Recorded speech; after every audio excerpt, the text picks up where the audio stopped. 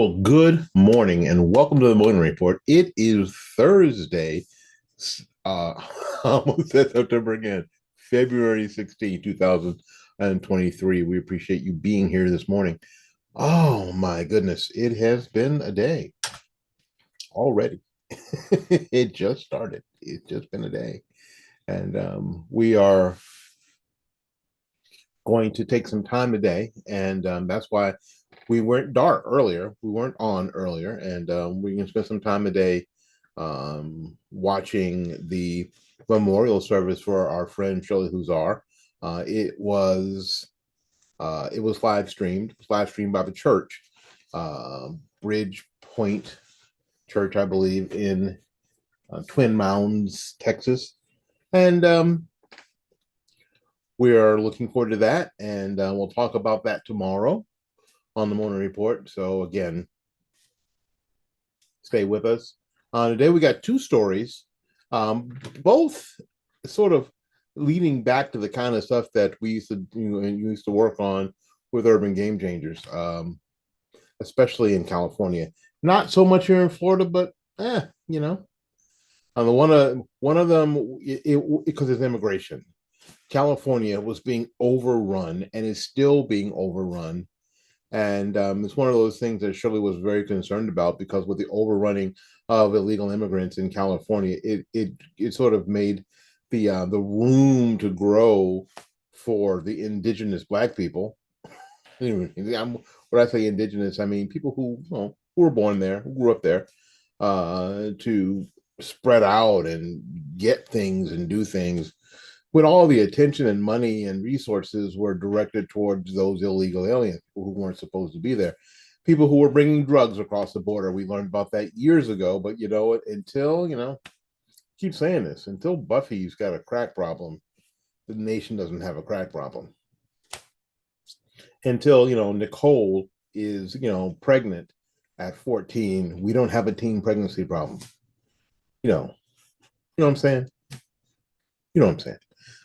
But in any case, so we work on that kind of stuff. So this story is about another woke city, woke state, really, that has decided their wokeness is causing them a bigger problem than they had anticipated. And what they're doing, quite frankly, is kind of funny, and we'll tell you about it. And then there's a children's hospital worker that is spilling the beans on transgender childcare at a major hospital in a major city. Spilling the tea. They're saying stuff that we already know. We're saying stuff that you probably already knew, but we just needed that confirmation. And and I just found out that a star, somebody who is a movie star for a long time, has a horrific disease, and our prayers go out to Bruce Willis, and we'll talk a little bit about what Mr. Willis is suffering with, and invite you to pray. Okay, we're back with more of the Morning Report. Let me find it right after these messages.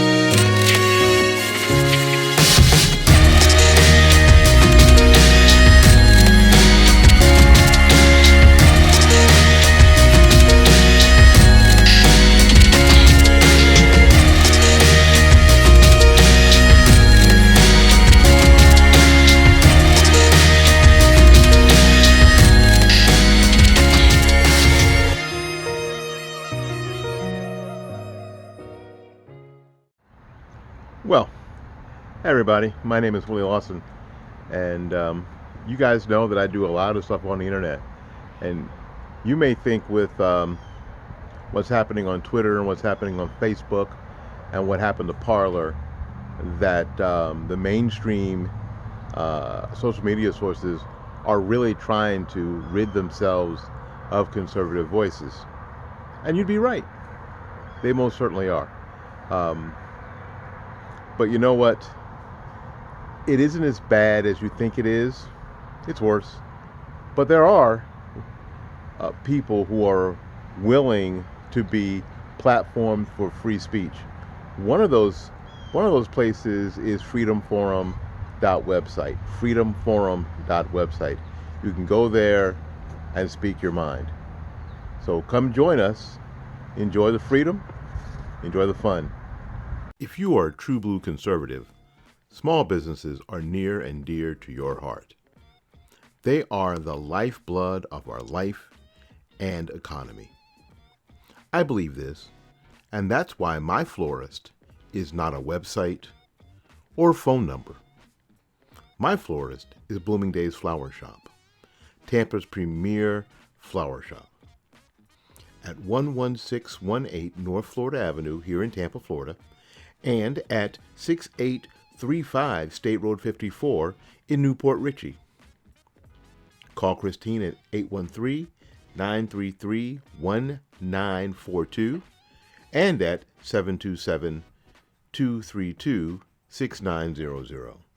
She can also be reached on the web at www.bloomingdays.com.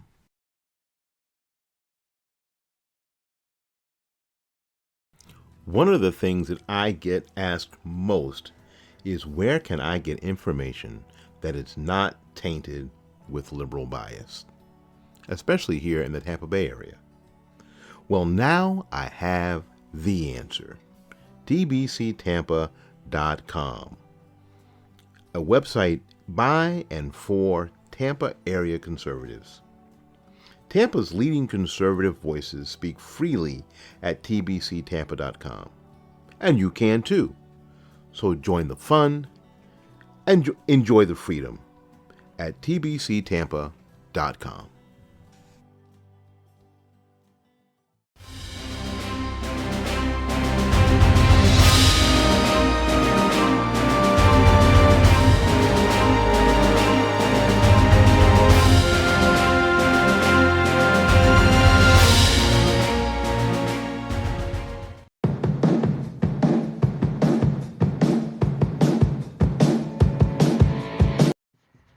My name is Willie Lawson, and this is the Morning Report.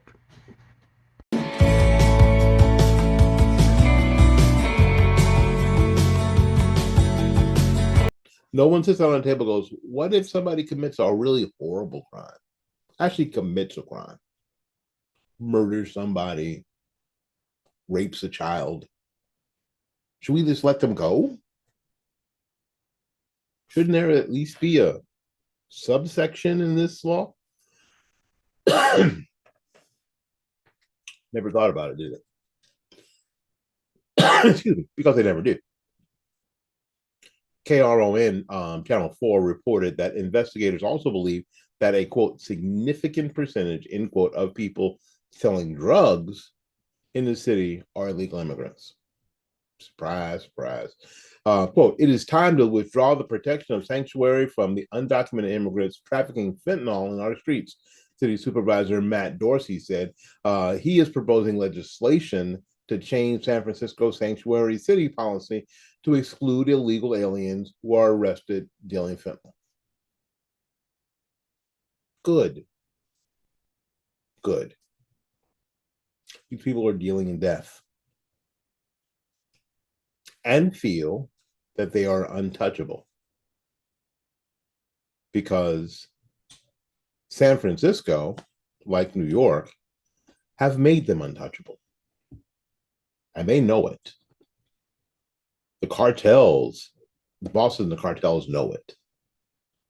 Go there, wreak havoc, do your madness, just come back here.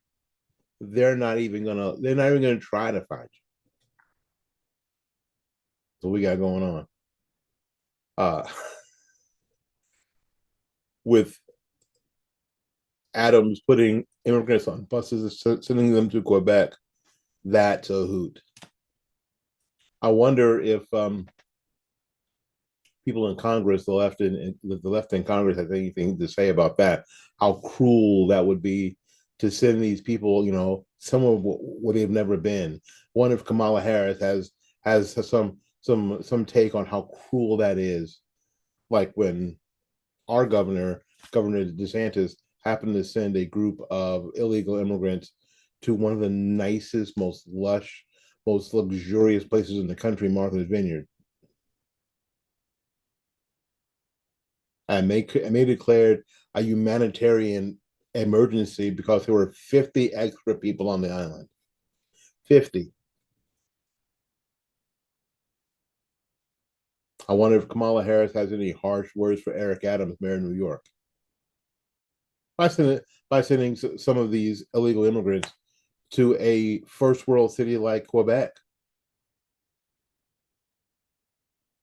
You think? Maybe. We'll see. Anyway, we're going to take a little break. We're back with more of the Morning Report right after these messages.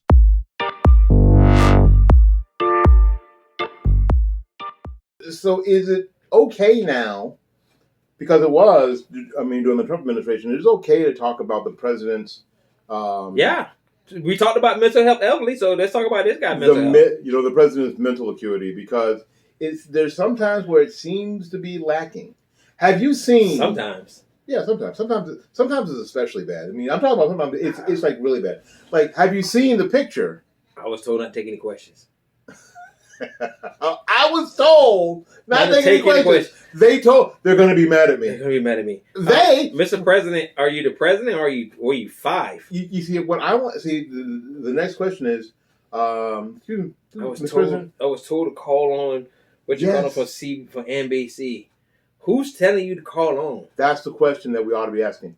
Who's telling you this? I don't understand why nobody won't ask that question. Is Jen Psaki actually the president? Who's telling you to call on these people in the media? Is Jen Psaki actually the president? Probably so.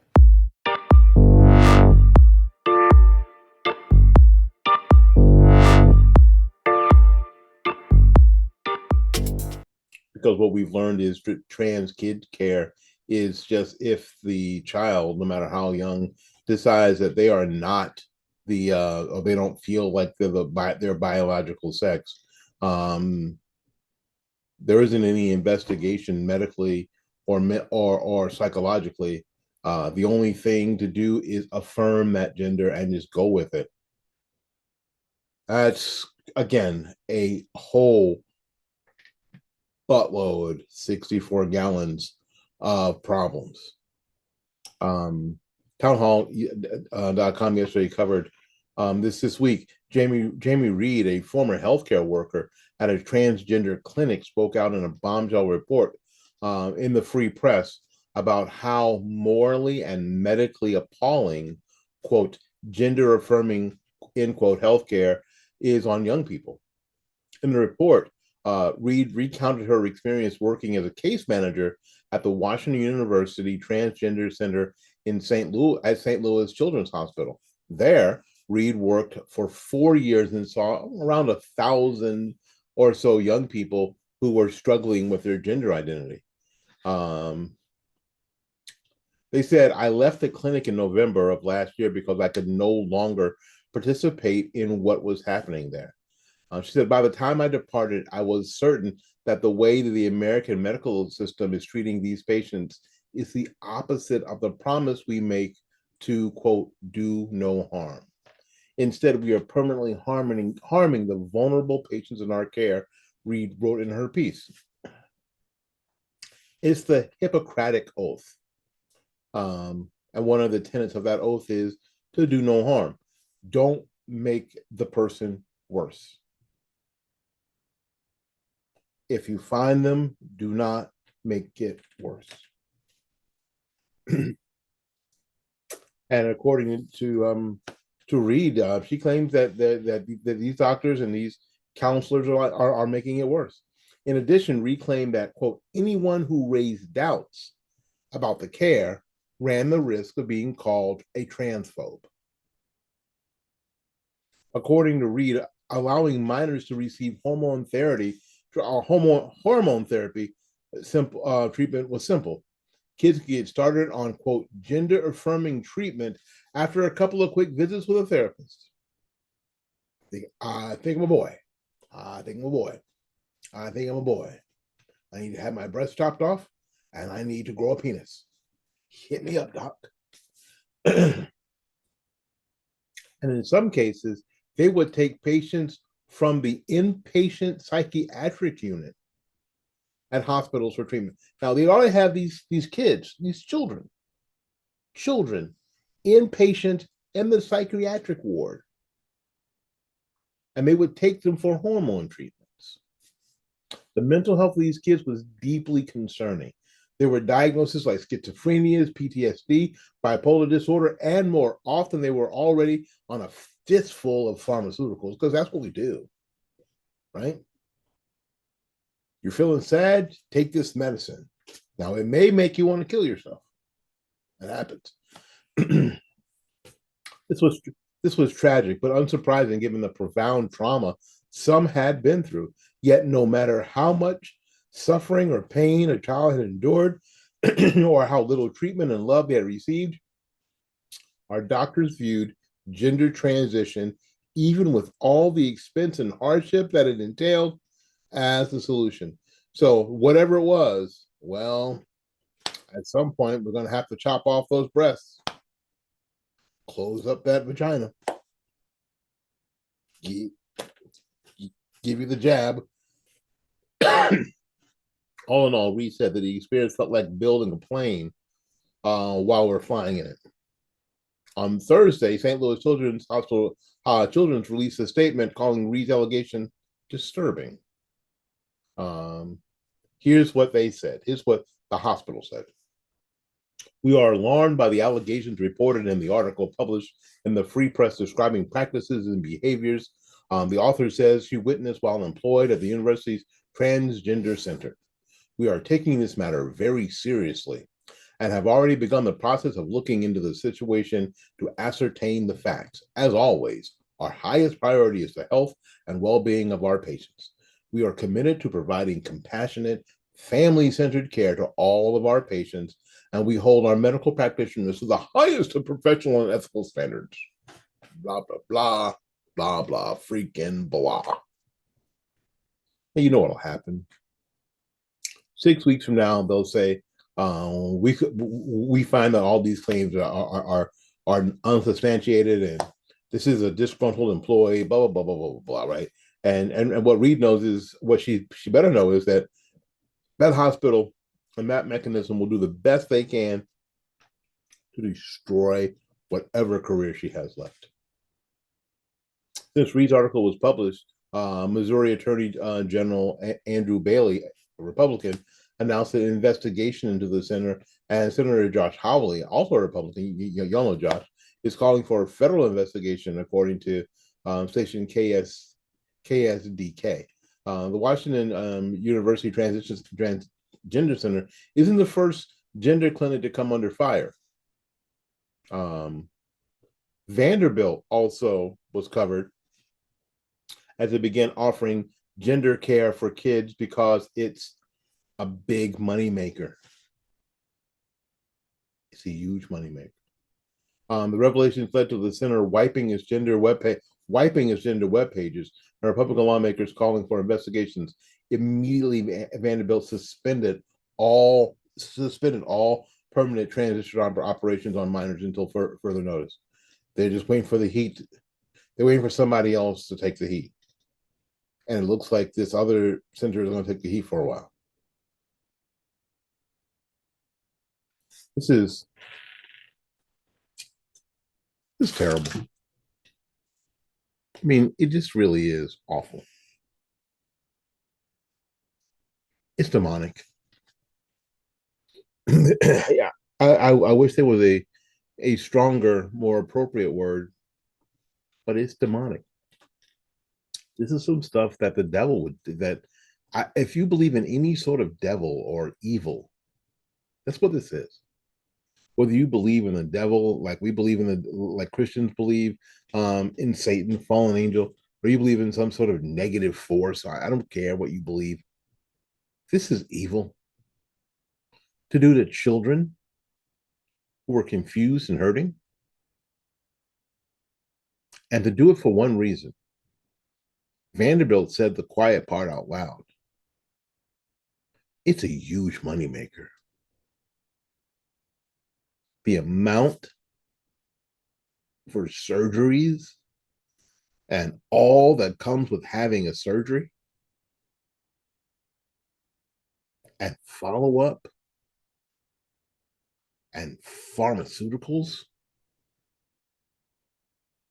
humongous moneymaker. So that's why they're doing it. Just awful. Listen, we got to get out of here. Before we go, though, actor Bruce Willis has been diagnosed with a disease called the cruelest disease you've never heard of, and there's absolutely no cure. Everyone diagnosed with this terrifying mental degenerative disorder will die from it. So, retired actor Bruce Willis is the latest victim. Willis was forced to retire from acting last year, you guys remember, after being diagnosed with aphasia.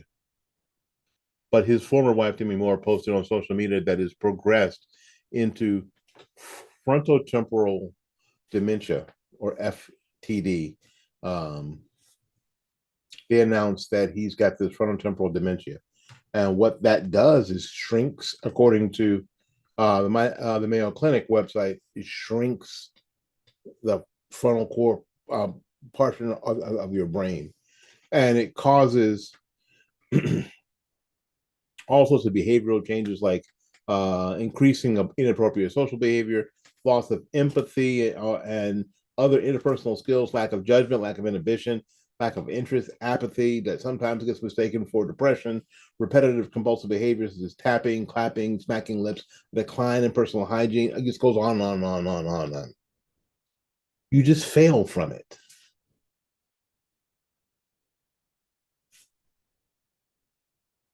You just fail from it.